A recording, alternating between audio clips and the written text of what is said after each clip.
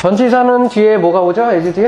명사가 오죠. 예, 이해 잘 하고 있습니다. 네. 자, 요렇게, 지금 이렇게 보면은, 당연히 여러분, 제가 다시 말씀드리지만, 이거를 배우는 거는 입시학원에서 배워요.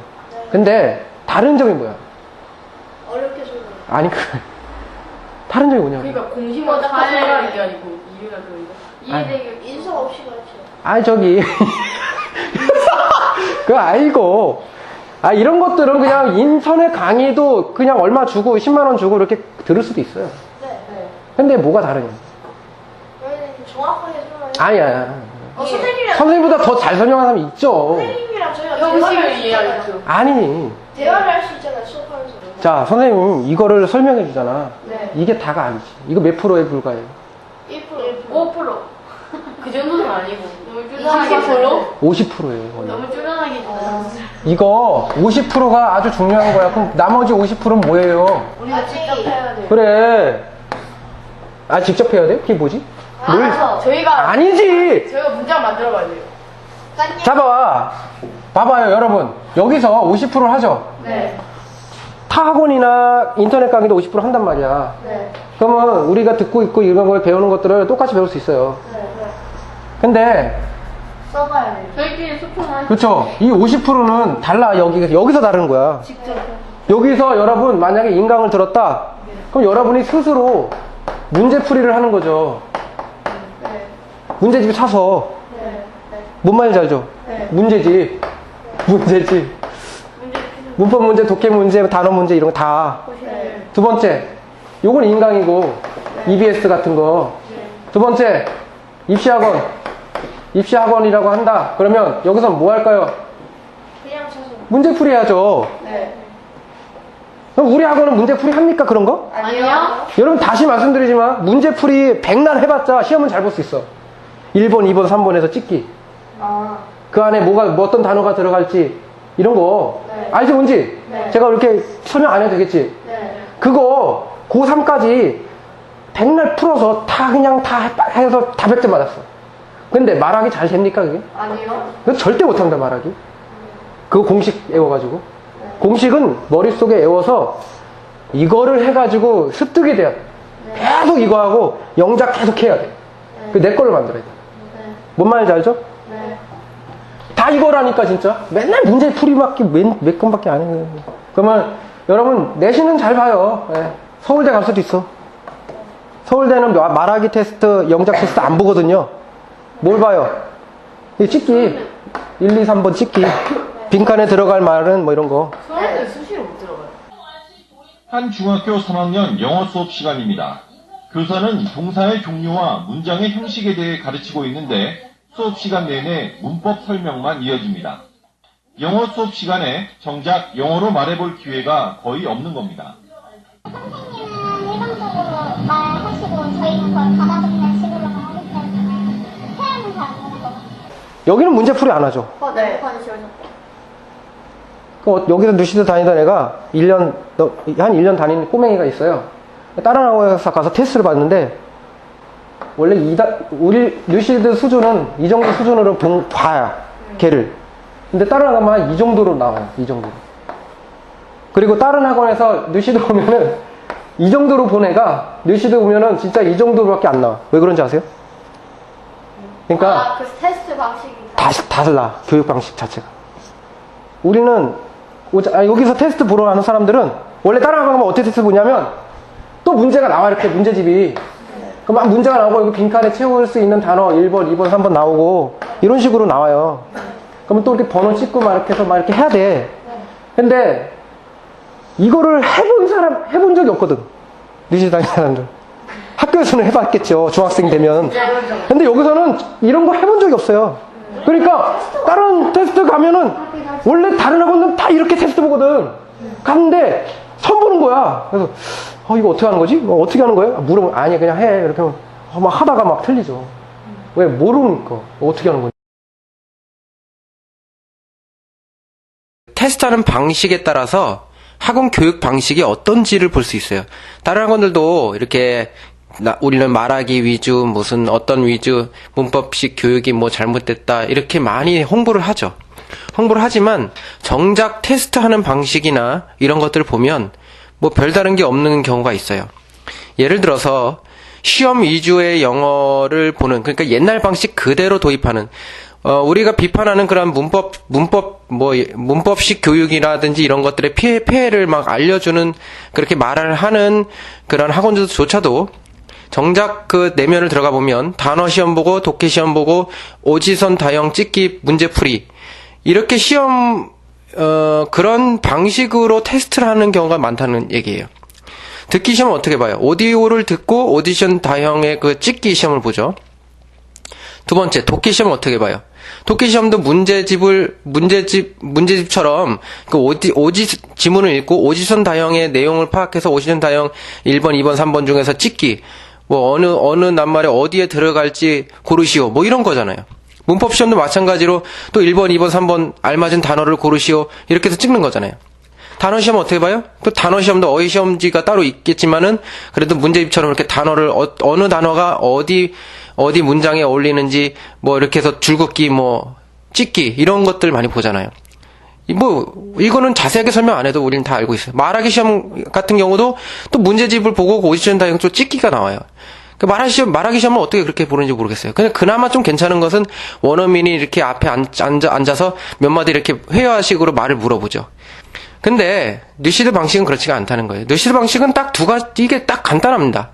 이 독해, 문법, 듣기, 말하기는요, 결론적으로는 이런 거를 듣기, 문법, 말하기 뭐 이런 거를 일단 따져봤을 때 뭘 위해서 배우는 겁니까? 문법을 위해서 영어를 배우는 겁니까? 아니에요.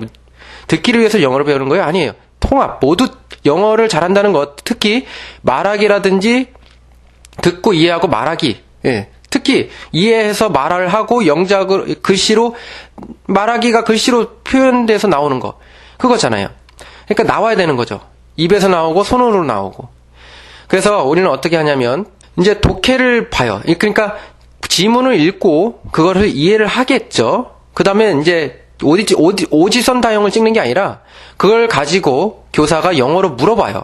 영어로 막 샬라샬라 물어보면 그걸 이해해야 돼요. 학생이. 그 물어본 거를 이해해서 내용을 파악한 후에 대답을 해야 되겠죠. 근데 대답이 뭐 그냥 회화처럼 그냥 뭐 단어만 딱딱 얘기하는 게 아니라 문법에 맞게 언어를 이렇게 구사해서 대답을 해야 돼요. 그러면 벌써 이거 하나 가지고 지문을 읽고 서로 대화하는 걸 가지고 문법과 독해와 듣기와 말하기가 한 번에 통합이 되는 거예요. 이게 따로따로 오지정 타형 그런 거 할 필요 없어요. 지우개 연필 필요 없어요. 그냥 말하면은 이게 딱 와요. 그러니까 교사가 학원에서 이러한 교육을 하느냐에 따라서 시험 방식도 달라지는 거죠. 그리고 두 번째, 그리고 영작 시험이 있는데요. 그 영작 시험을 따로 보는 거죠. 그러니까 영작 시험을 하게 되면 구체적으로 얘가 문법을 어느 정도 알고 있는지, 그 다음에 어느 정도 영작을 할 수 있는 그 틀을 갖추고 있는지. 많은 학생들은 단어를 많이 암기하지만 이 틀이 없어서 영작이나 말하기가 이게 길게 나오지 못해요. 그냥 회화식으로 그냥 간단한 거. 뭐 I love you 뭐 이런 수준의 영어를 구사할 수 있죠. 물론 단어는 아주 어려운 고급 단어를 많이 외웠지만 그건 전혀 영작이나 말하기에 쓸모가 없죠. 쓸 수가 없죠. 쓸모는 있지만. 자, 영작 시험 어떻게 하냐? 정해진 틀의 시험이 있고요. 그 다음에 창작 시험이 있는데 정해진 틀이 뭐냐면 한국어로 이렇게 문장이 쭉 있어요. 그럼 그걸 가지고 문법에 딱 맞게 그 영작을 그냥 다 해야 돼요. 찍는 게 아니고 1번, 2번 없어요. 그냥 영어로 써야 돼요. 두 번째는 창작 시험인데 그림이 딱 나와요. 그럼 그림만 딱 보고 그걸 가지고 말을 할 수 있어야 돼요. 그냥 자기가 구사해서. 근데 그 말이 문법에 맞게 조리 있게 말을 딱 늘어놔야 돼요.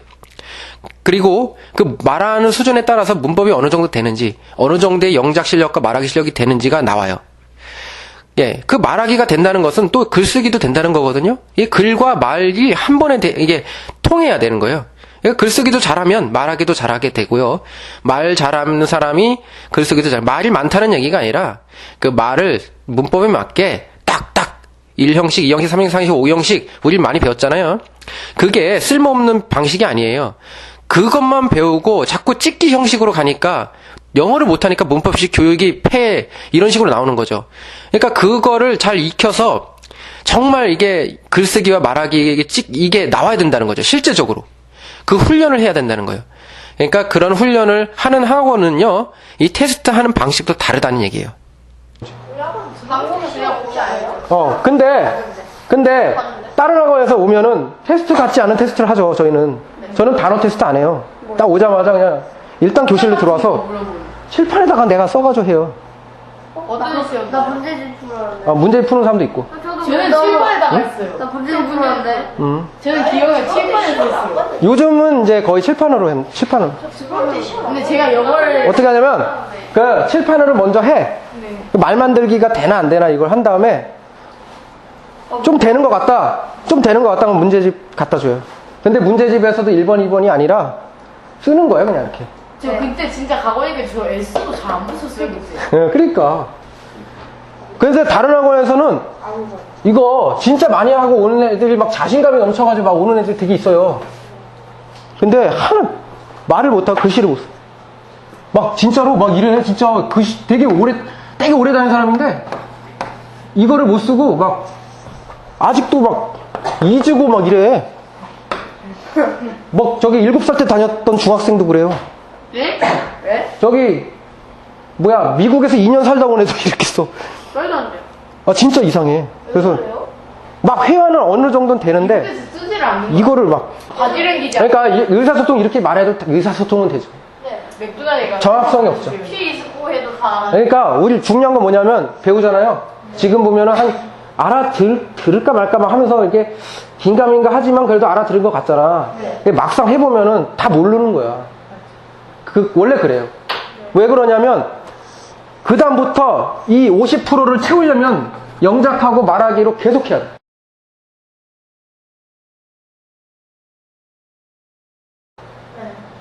패턴 영어 계속 하고.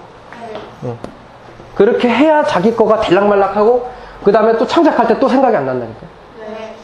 그거 계속 연습해야 돼. 그 반복해야 돼 또. 이거 나중에 또 이거 비슷한 거 또 나와. 다른 거 할 때. 그럼 반복을 계속하면 내 거가 돼요. 그렇게 영어를 해야지 시험 잘 보려고 그렇게 하면 시험도 중요하지만 학교 영어 회화 교육이 제자리 걸음인 것은 무엇보다 수능의 영향이 큽니다. 수능이 독해와 문법 위주로 출제되기 때문입니다. 특히 수능 영어가 EBS 교재와 70% 이상 연계돼 출제되는데 독해 시간을 줄이려고 한글 번역 지문만 외우는 경우까지 있습니다. 지문이 이제 수능에 그대로 나오니까 그러니까 문제를 푸는데 좀 용이한 거죠. 그야말로 그냥 문제풀이 진짜 영어 공부라는 게 아니라. 정작 중요한 것은 수능 영어 시험을 상대평가 또는 절대평가로 어떻게 평가하느냐의 문제가 아닙니다. 이분 꼭 남은 채 문법과 문제풀이에만 몰두하는 수업이 아니라 의사소통이 중심이 되고 사교육이 아니라 학교가 영어 교육의 중심이 될 수 있도록 공교육 체계에 근본적인 변화가 시급합니다.